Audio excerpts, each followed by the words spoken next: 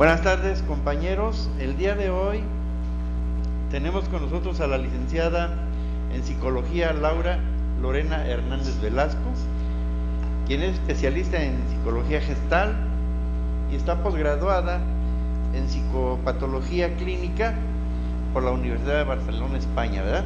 Además de que es una persona muy preparada, estudia mucho todo el tiempo. Actualmente está estudiando con el TEC de Monterrey alguna especialidad, y el día de hoy viene para darnos un tema que para mí considero que es sumamente importante, y que es la intervención psicológica en el trastorno de atención e hiperactividad, sobre todo en niños, ¿no? Porque esa es la especialidad que ella tiene. Entonces, licenciada Laura, pues le dejo la palabra, por favor. Sí, muchas gracias. Muy buenas tardes. Muchas gracias, doctor Miguel Ángel, por la invitación hacia esta conferencia. El tema que hoy voy a presentar es intervención psicológica en el TDAH, que esto se refiere al trastorno por déficit de atención con hiperactividad. Aquí les voy a platicar un poquito cuáles son las características generales de este trastorno y sobre todo la función que como psicóloga me permite a mí acompañar a estos niños y también a la familia y por supuesto a la escuela. Voy a empezar con esta diapositiva. Aquí les comento que este trastorno se ha revisado en un 5% de prevalencia en escolares. El diagnóstico empezamos a ubicarlo antes de los 7 años y se va a caracterizar principalmente por un déficit de atención que puede ir acompañado de hiperactividad e impulsividad. Para hablar de estos procesos de atención, sí tenemos que referirnos al propio desarrollo del niño, ya que existe una etapa, por ejemplo, entre los 2, 4 añitos, que el niño va a ser distraído. ¿Y por qué? Porque está aprendiendo, y en este aprendizaje, pues él puede pasar de un tema a otro, sobre todo si le interesa. Por eso es que estos diagnósticos en la primera infancia o en la etapa preescolar tienden a ser difusos. Sobre todo cuando hablamos de una hiperactividad, porque son niños con una alta inquietud motora. Los padres a veces los describen como si siempre estuvieran impulsados por un motor, como si nunca se les bajara la pila, y sobre todo la impulsividad que va más allá de las rabietas o de los berrinches propios de la etapa. En el perfil clínico, estos niños van a presentar los siguientes síntomas, como ya les mencionaba. En primera instancia está la inatención, que se manifiesta en no prestar suficiente atención a los detalles o incurrir en errores por descuido en las tareas escolares o en otras actividades. Les decía que este diagnóstico empezamos a tenerlo en el consultorio como principal motivo de consulta desde la etapa preescolar y principalmente los primeros años de la primaria.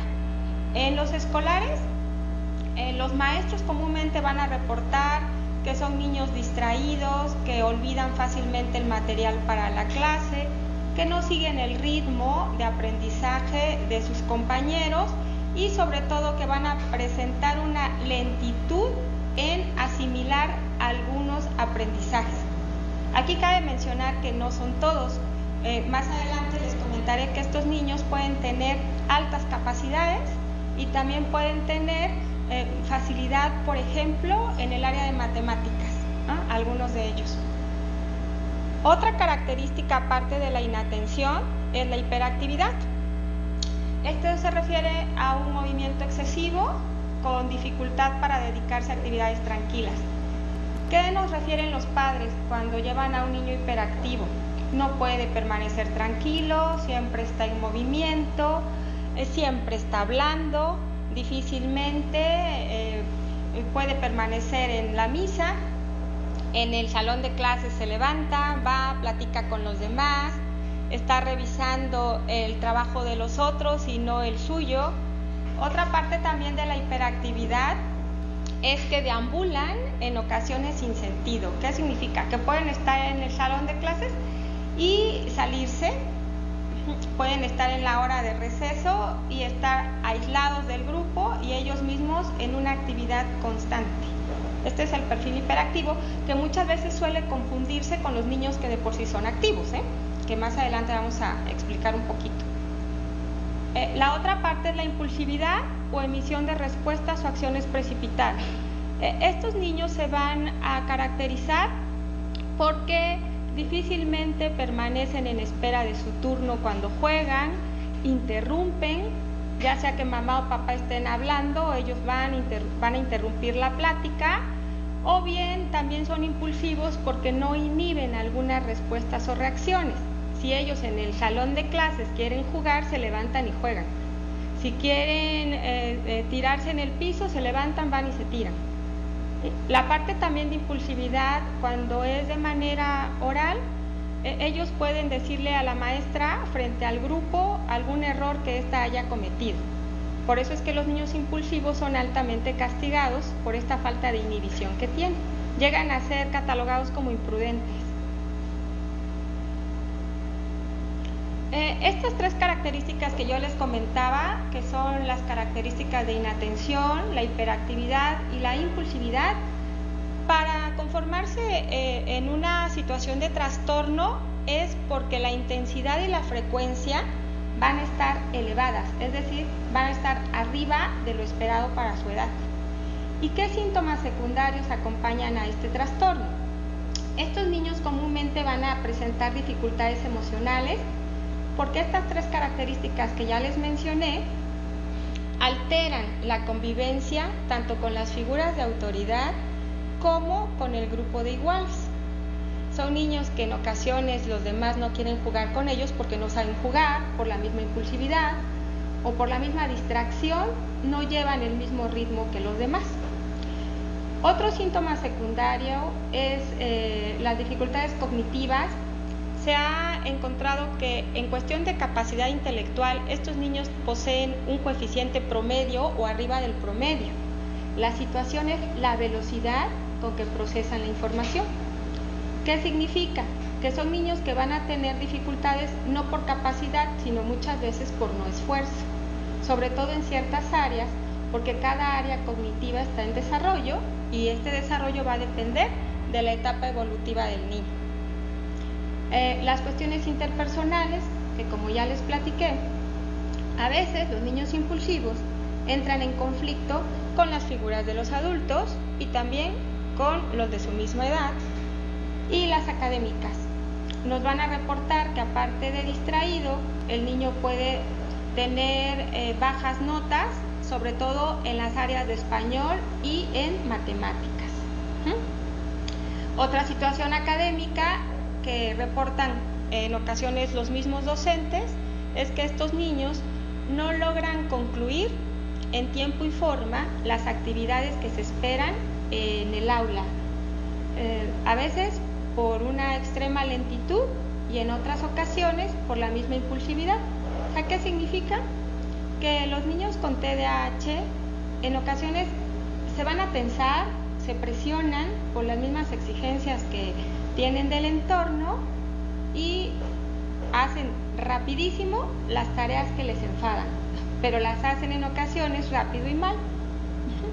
Y esto obviamente que los lleva a tener que repetir las tareas o bien llevarse el doble o triple de tareas a casa. Entonces imagínense ustedes lo que se empieza a generar también en la dinámica familiar.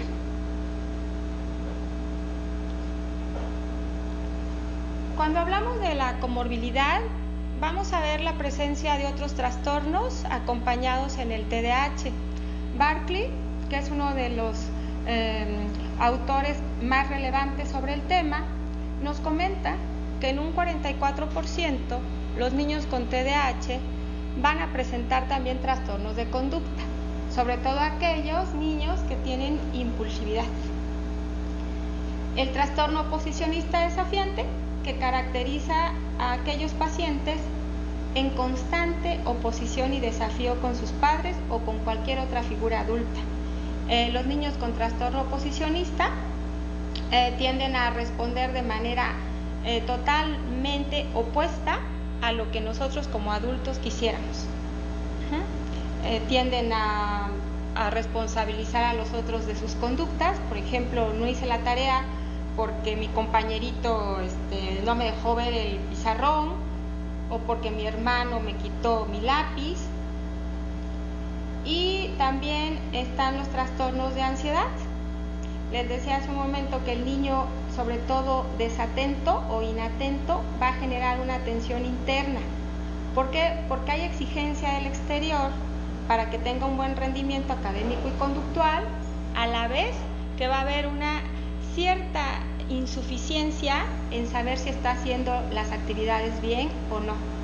Esto se acompaña a veces de depresión, por eso estos niños también suelen estar irritables y por supuesto con algunos trastornos del aprendizaje.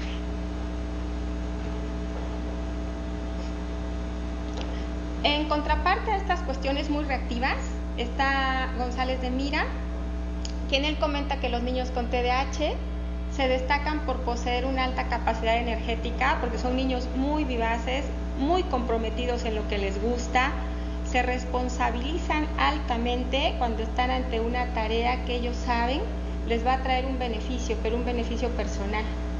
Tienen excelente memoria visual, auditiva también.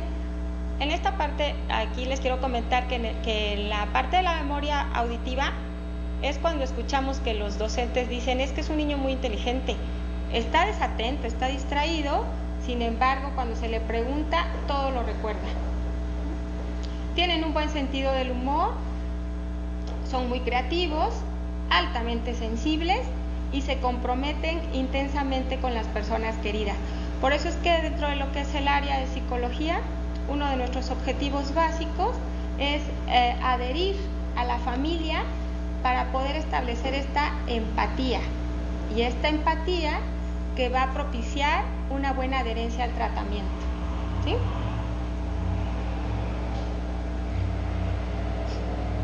Bueno, ¿y cómo detectamos a estos niños desatentos, hiperactivos, impulsivos? Nada más un poquito antes les quiero comentar que no todos los niños van a presentar los 3 cuadros o las mismas características. Vamos a ver que incluso puede prevalecer los niños desatentos. A ellos se les diagnostica como trastorno por déficit de atención sin hiperactividad. Van a estar los niños que, aparte de desatentos, van a ser hiperactivos impulsivos. A esto se les llama de tipo mixto o de tipo combinado. ¿Y cómo se detecta? Algo bien curioso, porque en primera instancia los docentes son quienes detectan el problema. Los docentes en ocasiones son los que van a solicitar a los padres alguna intervención psicológica.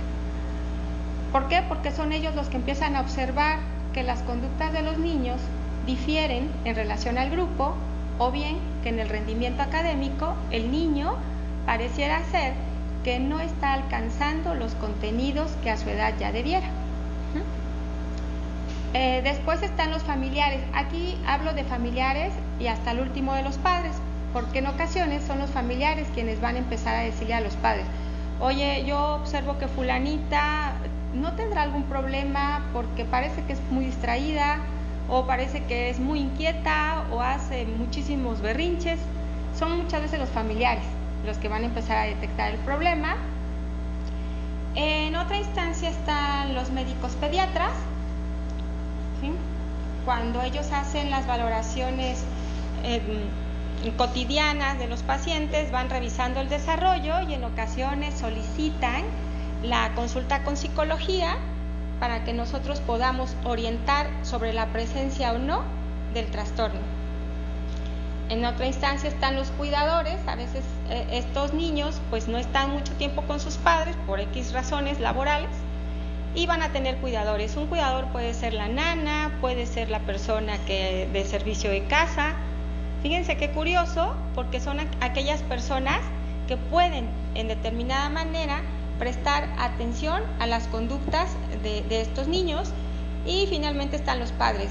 En consulta, cuando llegan referidos a una valoración psicológica, comúnmente son remitidos del colegio, comúnmente.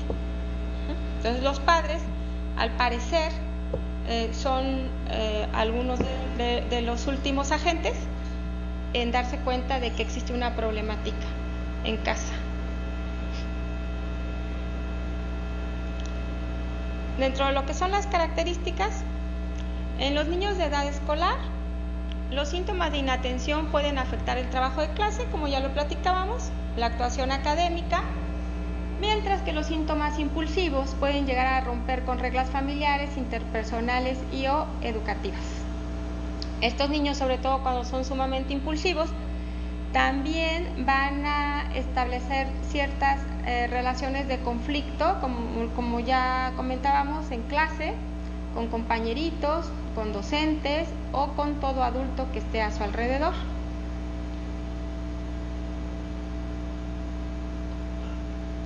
Taylor señala que el alumnado con TDAH continúa experimentando dificultades de relación, de aprendizaje y de afectividad en la adolescencia. Anteriormente se pensaba que el TDAH mejoraba al llegar a la pubertad, sobre todo porque al haber y presentarse el desarrollo neuronal propio de la evolución del cerebro, estos chicos iban a tener un mejor rendimiento conductual y académico a la entrada de la adolescencia. Actualmente se han encontrado estudios en los que el TDAH permanece hasta la vida adulta, ¿sí?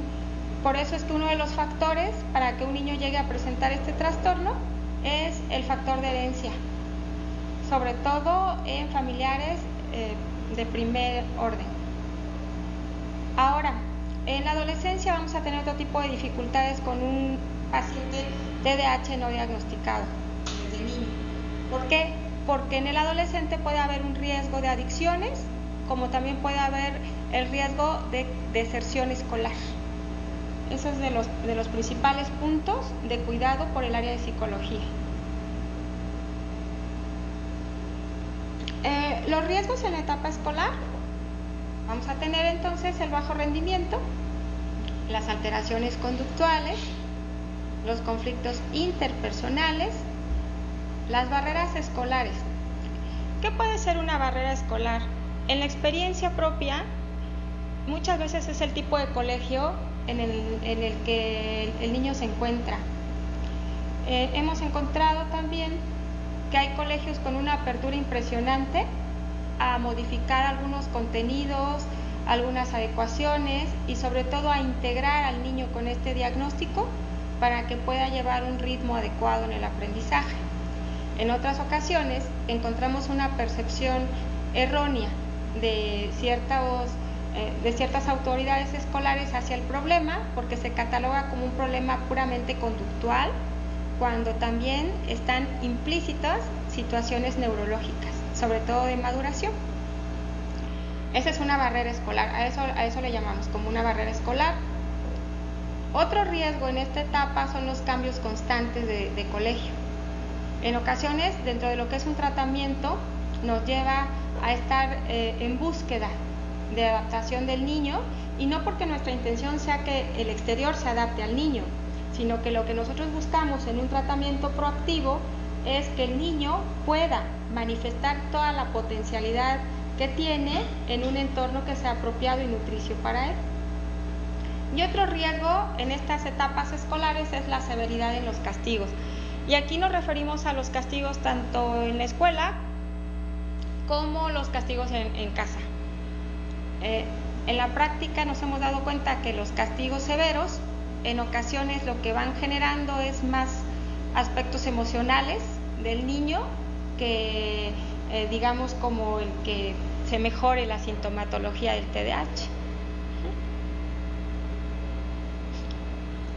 Y los riesgos en la adolescencia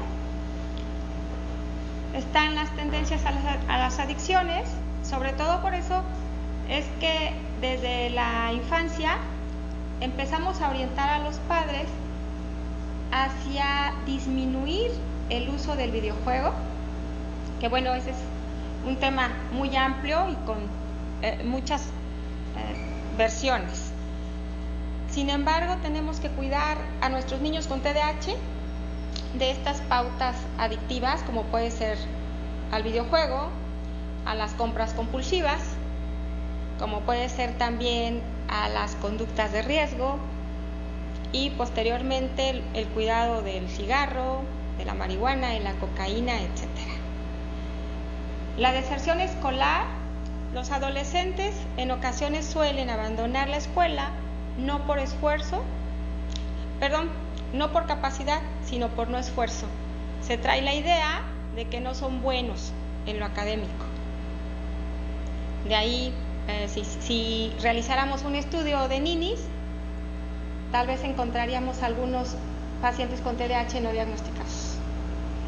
Conflictos con figuras de autoridad, conductas impulsivas de riesgo, como manejar a altas velocidades, y cambios constantes en el estado de ánimo.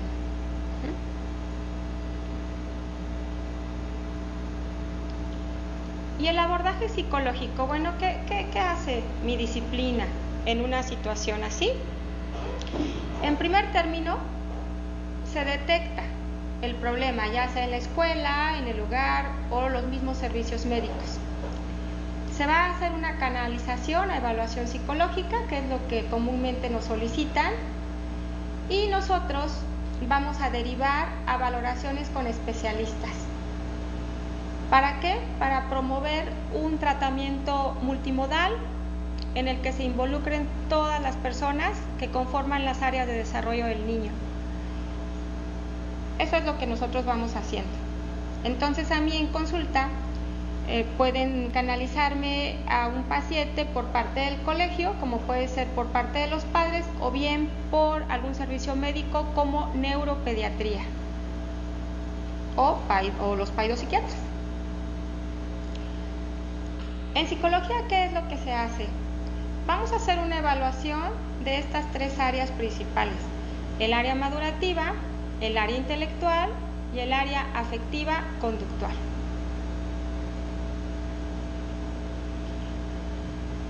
Se aplica una batería de test. Estos son algunos de los que ocupamos.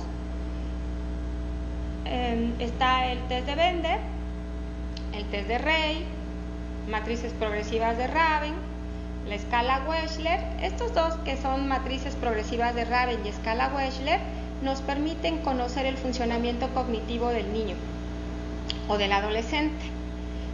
¿Para qué es esto? Para detectar las funciones cognitivas que puede tener en deterioro o bien que pueden ser sus fortalezas. Posteriormente aplicamos los test proyectivos, que van enfocados al área emocional. Las escalas, tales como el ACE. El ACE es una alteración del comportamiento escolar que se aplica a partir de los 3 años. Es una escalita que enviamos a las escuelas para que los docentes puedan evaluar el comportamiento y actitud infantil. Estas escalas nos las remiten para que podamos integrar la impresión diagnóstica. El EDA es también otra escala para detectar esta sintomatología en relación a la frecuencia e intensidad en ambientes escolares. Y también aplicamos algunos test neuropsicológicos como el Neuropsy.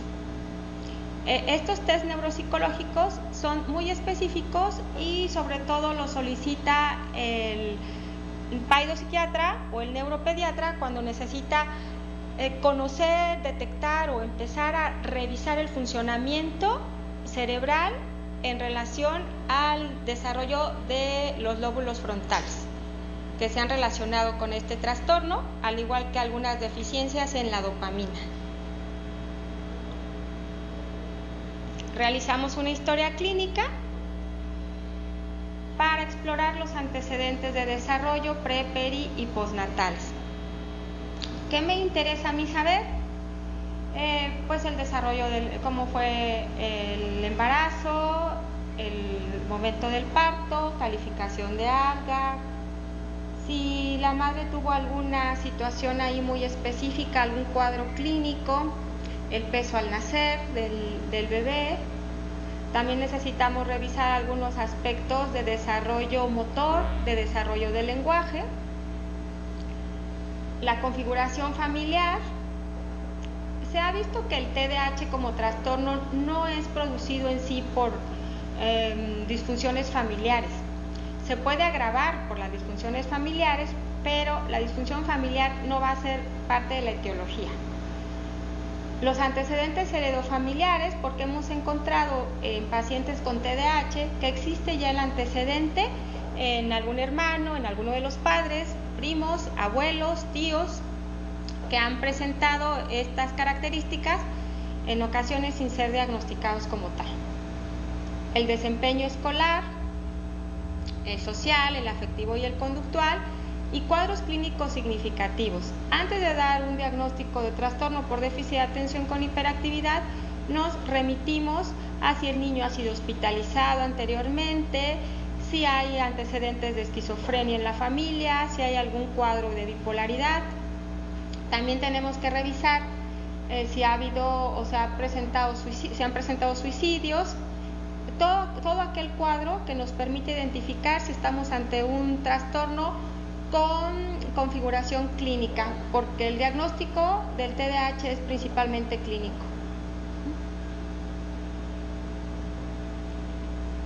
¿Y para qué evaluamos el área madurativa? Esta área nos permite obtener el índice de maduración visomotora. Estas capacidades visomotoras son la base para que el niño aprenda procesos complejos como la lectoescritura. Un niño que tiene una adecuada maduración visomotora va a tener mejores procesos de atención sostenida, porque es la que le permite copiar del pizarrón, integrar una instrucción escrita, realizar un procedimiento. En ocasiones vamos a encontrar niños canalizados como desatentos o con trastorno por déficit de atención, cuando realmente no lo tienen. Lo que van a presentar es una inmadurez en esta área. Nosotros mandamos algunos ejercicios que les van a permitir el funcionamiento y no es necesario diagnosticar como trastorno porque el niño no lo tiene. El área intelectual, aparte de obtener el coeficiente intelectual y no por establecer una etiqueta al niño de decirles que tú eres normal o eres arriba del normal o superior, nos permite explorar el funcionamiento en la memoria de trabajo no verbal, la memoria de trabajo verbal, la autorregulación del afecto, motivación, activación y la velocidad de procesamiento. Al inicio de la plática les refería que se detecta un coeficiente intelectual promedio normal o arriba del normal en ciertos casos con TDAH. El problema en ocasiones es la memoria de trabajo.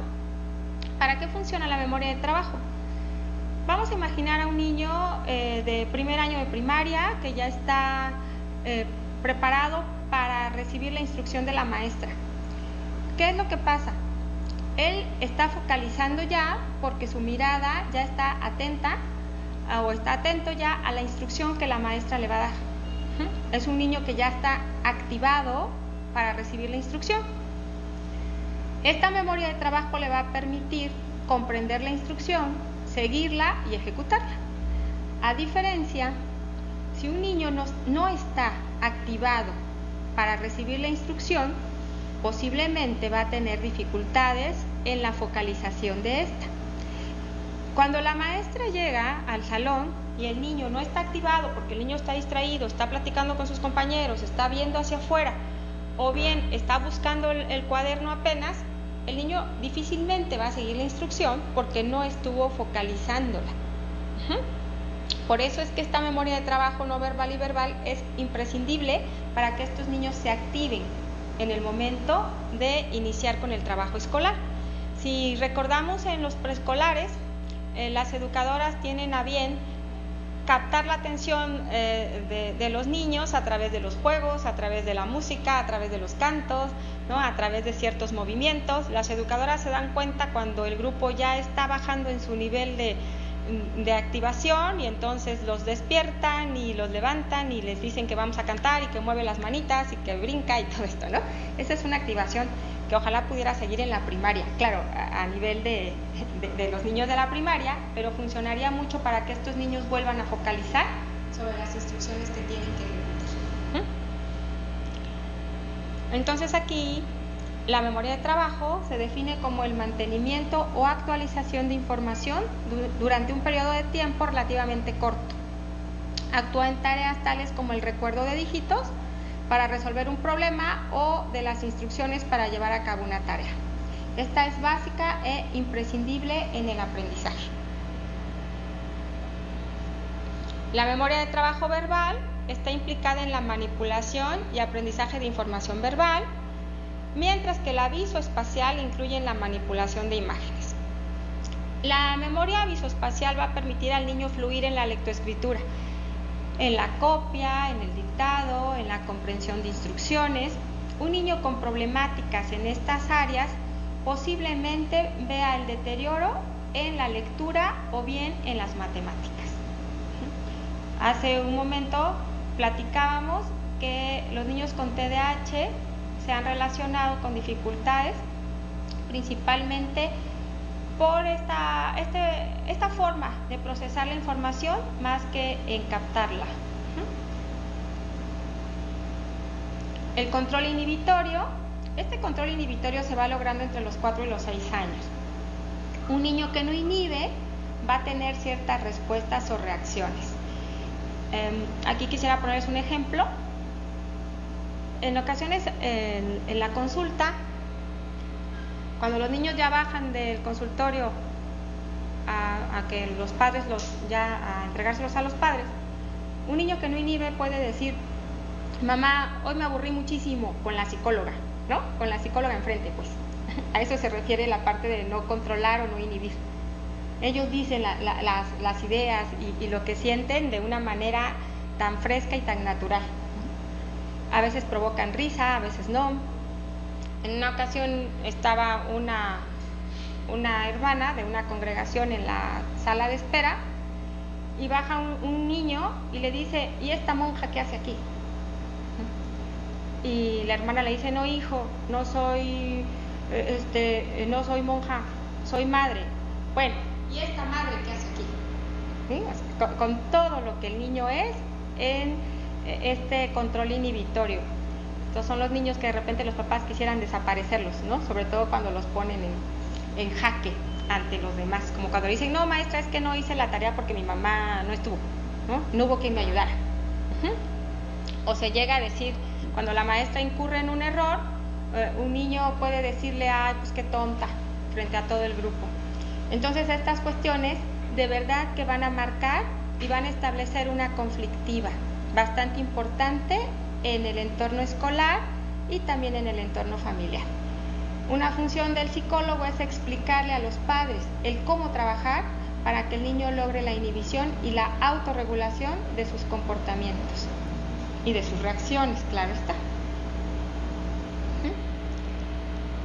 El control inhibitorio también va a participar en la respuesta a ciertos estímulos y la ignorancia a otros. Por ejemplo, cuando los alumnos tienen que resistir la tentación de jugar en vez de terminar las tareas escolares. Por eso es que estos niños, los papás dicen: parece sordo, le doy las instrucciones, le digo que venga y que venga y que venga y no me hace caso. ¿Por qué? Porque a estos niños se les hace muy difícil cambiar el foco de atención cuando lo que están haciendo es relevante para ellos, no para nosotros. Sin embargo, los papás dicen: pero no es nada tonto, porque cuando le digo vamos al cine o vamos a salir, inmediatamente voltean, ¿sí? En ocasiones los padres llegan a manifestar que el niño no tiene un trastorno o un problema, que lo que tienen es que están mal educados. Y bueno, hay una parte de eso, que sí pueden estar mal educados. Sin embargo, este trastorno es muy selectivo. Los niños empiezan a seleccionar cuáles son las actividades que les gustan, las que van a hacer, las que van a realizar, y empiezan a olvidar aquellas que les generan tensión y ansiedad. Esta parte de la focalización y el cambio atencional, que es la capacidad para mantener la atención sobre una tarea a pesar de la existencia de posibles distractores. Es increíble cómo encontramos a niños de entre 8 y 9 años que ya lograron este foco atencional. Ellos siguen trabajando en el grupo, en casa, solos, aunque existan una serie de distractores a su alrededor. Los niños con TDAH no pueden en ocasiones realizar esta función, se esfuerzan en estar trabajando, sin embargo, tienden a voltear, tienden a observar a los demás, están viendo hacia afuera y pierden la secuencia de la actividad que realizan. Ese es uno de los principales conflictos. Y el área afectiva, que es un área tan importante de cuidado en los niños con TDAH, es como yo a veces le digo a los padres, no es que el área de psicología los consienta, o sea, no es que no nos importe el cambio conductual, sin embargo son niños que necesitan nuestra empatía, necesitan el sentirse acompañados, guiados, muy clarificados, porque claro que requieren de reglas, de normas, de mucha consistencia, desde un aspecto adulto con toda la capacidad de poder apoyarles. ¿A qué me refiero con esto? Que nosotros aquí vamos a ubicar el cómo se está conformando el autoconcepto del niño con este trastorno. Estos niños pueden llegar a pensar que son niños malos, que son niños flojos, que son niños buenos para nada. Esta conformación del autoconcepto, lejos de ayudarnos, a la larga se convierte en una justificación perfecta de no hacer las cosas. ¿Por qué? Porque se esperan respuestas tales como, bueno, soy flojo y qué, entonces pues no lo hago. Bueno, ¿no? Soy un bueno para nada, pues entonces no cumplo con esto. Este es un punto de verdad de trabajo bastante arduo con ellos y que sin embargo tenemos que realizar para que lleguen a conformar el autoconcepto muy claro, con alta responsabilidad y sobre todo con la voluntad de autoayudarse. El área afectiva también explora los aspectos de la dinámica familiar, los rasgos temperamentales, porque vamos a encontrar niños de un temperamento fácil, que son los niños que llegan a consulta y realmente se disfruta la consulta porque el niño coopera, el niño está dispuesto, pero también vamos a tener a los niños de temperamento difícil, opositor, que nos botan el material, que nos dicen que no van a hacer esa actividad porque está fea, porque les aburre. Y vamos a tener también los temperamentos lentos.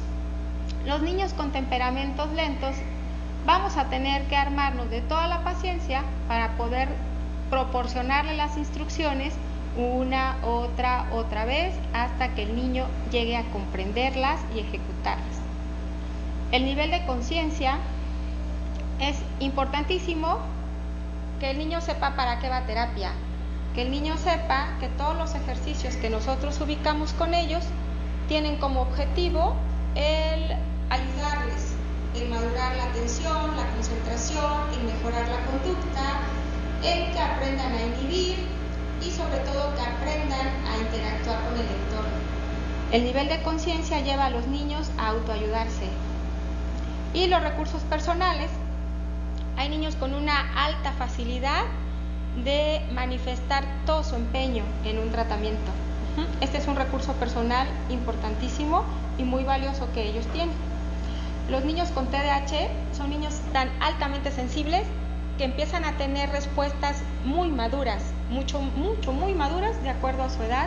Pueden entender algunas situaciones como posiblemente ningún adulto lo haría. ¿Por qué? Porque la misma distracción a veces los hace estar en varias situaciones a la vez. Son niños con muchos recursos. Las escalas que nosotros enviamos a las escuelas, ¿qué fin tienen? En una parte, cuantificar la intensidad y frecuencia de los síntomas. ¿Por qué? Porque a veces en las sesiones yo los veo 1 hora y en esa hora puedo tener al niño más lindo o a la niña más accesible, pero los docentes los tienen de 6 a 7 horas y los padres los tienen las 24 horas. Entonces hay niños situacionales, hay niños que en la consulta tienden a mejorar sus actitudes, a diferencia de la escuela, porque el entorno es totalmente diferente. Y otro punto tan importante de las escalas es explorar la visión de la percepción del docente. Cuando tenemos una percepción totalmente abierta del docente hacia el alumno, tenemos ganado un alto porcentaje del tratamiento, porque el docente también se va a preocupar en adecuar los contenidos para que el niño los asimile, así como también brindarle el apoyo y la confianza de encontrar en un adulto una guía y una orientación. De lo contrario, vamos a tener a veces docentes, pues yo me atrevería aquí a decir con una percepción limitada del trastorno. A veces se etiquetan que el niño es flojo, que el niño no quiere, que ya se puso todo de su parte y que no encuentran ninguna respuesta favorable del niño. Bueno, cuando ya tenemos la historia clínica, los antecedentes pre, peri y postnatales, el desarrollo psicomotor, desarrollo del lenguaje, cuadros clínicos, antecedentes heredofamiliares, ya aplicamos nuestra batería de test psicológicos, vamos a obtener una impresión diagnóstica. En lo personal, favorablemente cuento con un equipo que me ayuda muchísimo en este proceso de la impresión diagnóstica.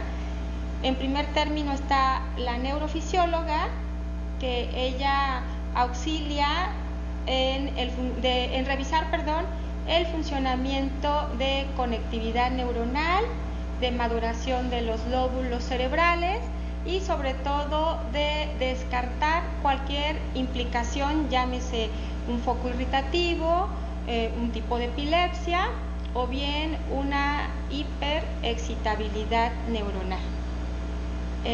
La otra persona que es parte del apoyo es la neuropediatra, quien se encarga también de evaluar la sintomatología para determinar si este niño o este paciente va a requerir algún tipo de fármaco.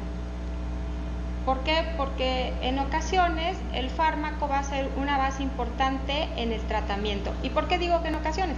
Porque hay niños que neurofisióloga y neuropediatra me dicen, ¿sabes qué? Vamos a iniciar con puro proceso de psicoterapia sin medicamento. Que esto es una buena noticia, porque si ponemos todos de nuestra parte en lo que nos corresponde, el niño va a tener una evolución favorable.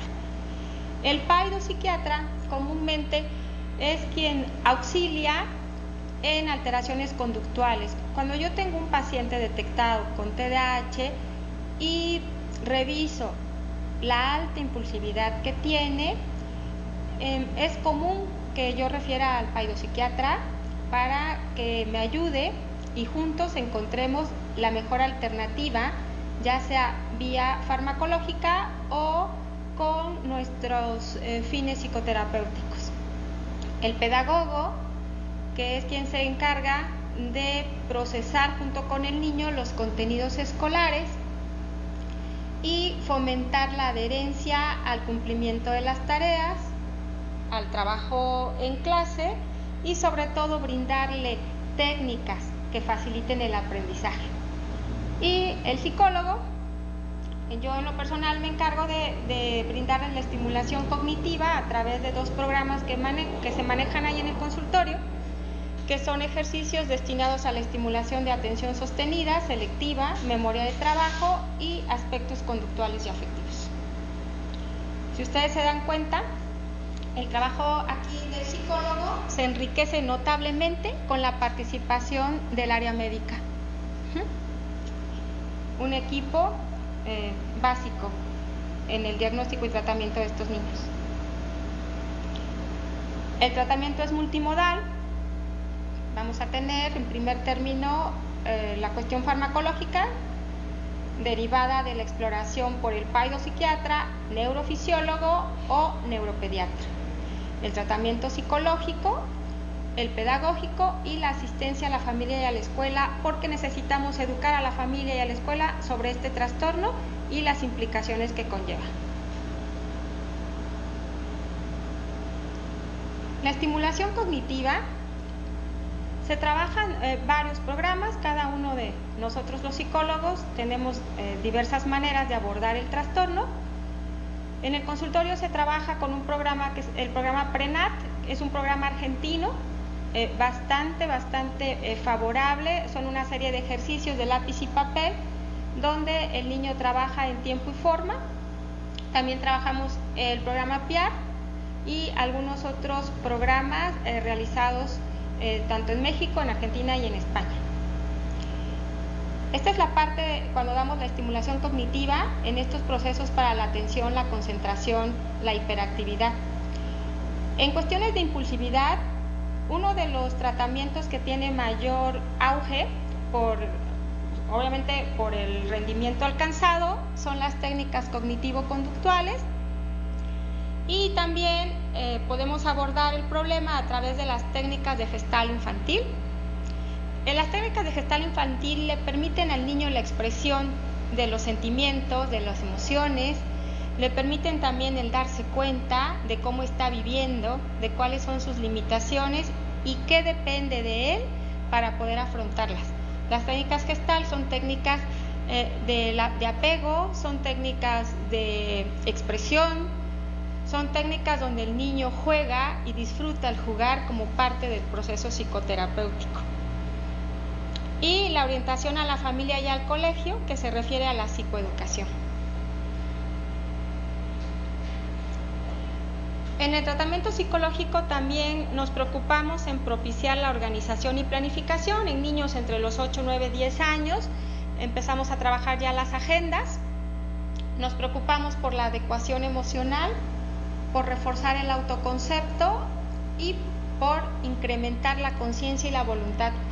Cuando yo platico con los padres, siempre les digo, es muy importante que esta voluntad lleve al niño o al adolescente a autoayudarse, a buscar también las alternativas que le permiten interactuar. Las adecuaciones en la familia van a depender de la intensidad de la sintomatología. En casa es muy importante reforzar el estilo de crianza, ya que necesitamos que a estos niños no se les sobreproteja, pero también vamos a equilibrar entre la exigencia y el acompañamiento amoroso. Les decía al principio que los castigos severos deben ser más que castigos severos, yo sugiero la consistencia. Esta consistencia en reglas y normas establecidas. Cuando mamá y papá dicen que esto se hace, esto se hace. Cuando mamá y papá dicen que así son las cosas, así son las cosas. No es que se le limite o reprima al niño en la expresión de sus necesidades. Estas reglas y normas van a referirse sobre todo a los hábitos y a las rutinas. Cuando mamá y papá logran hacerse consistentes, tenemos también ya un gran paso logrado, alcanzado en el tratamiento con niños con TDAH. Necesitamos también clarificar.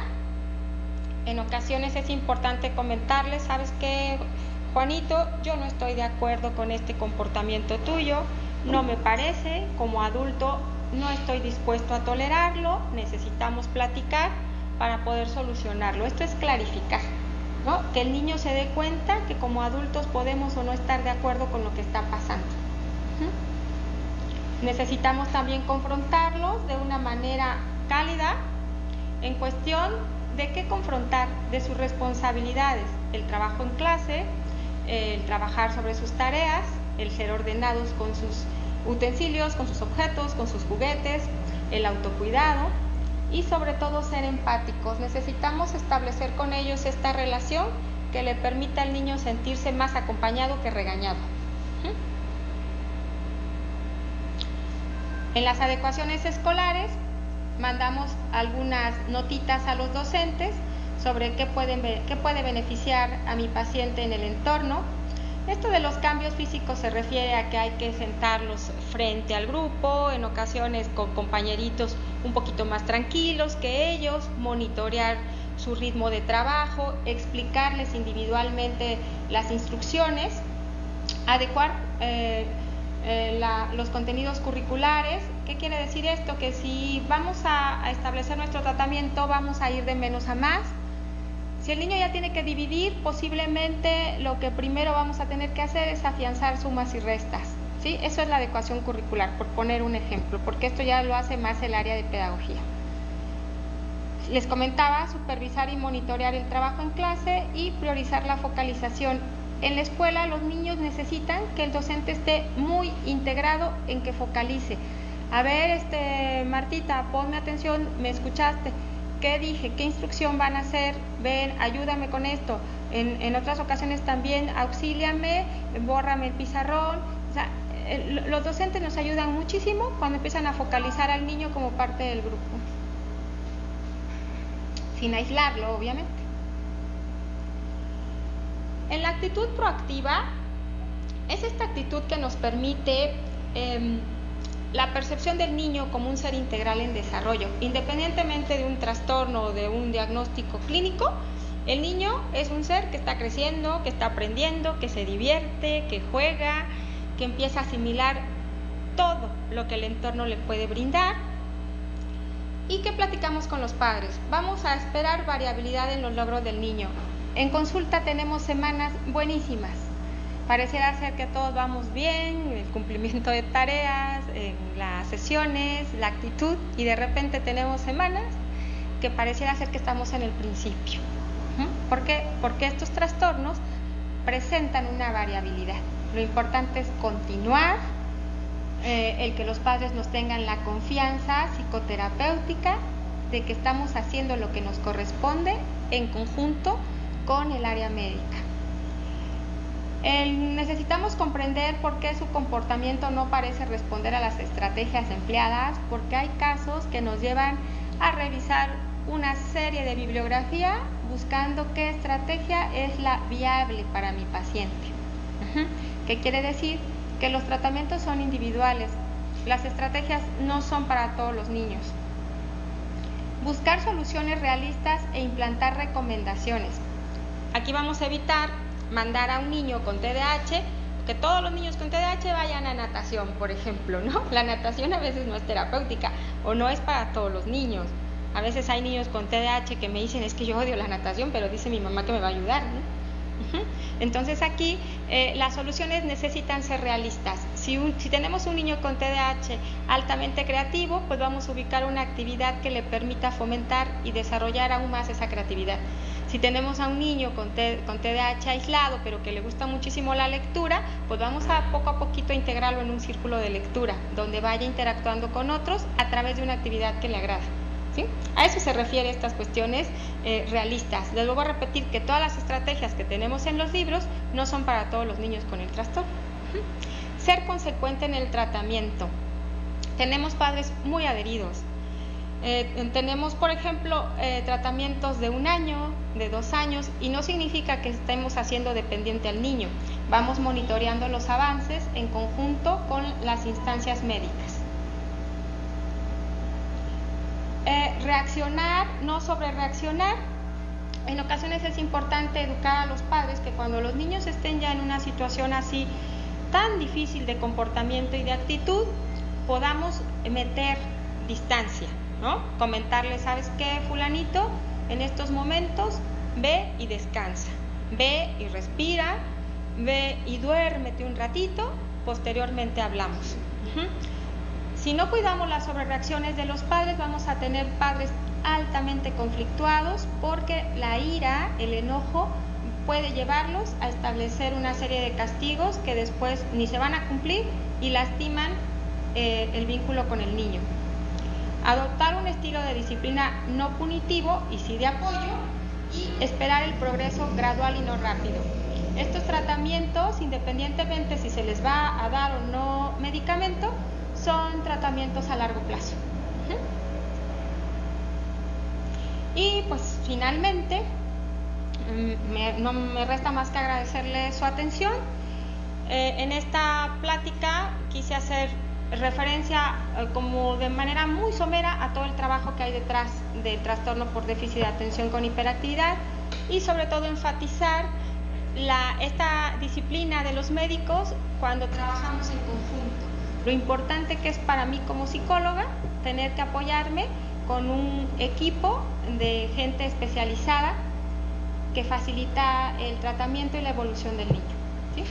Pues muchas gracias. Sí, pero sí les corresponde como... Por eso es que una parte de la psicoeducación hacia docentes es esto, ¿no? Que vayamos los psicólogos un poquito más allá del consultorio, a la parte escolar, a informar, ¿no? A ubicar qué es, cómo se da, cómo apoyarles, para que entonces realmente se pueda tener un amplio espectro de lo que es el trastorno y de lo que no es. Pues le agradecemos mucho. No, al contrario. Licenciada, que haya participado con nosotros.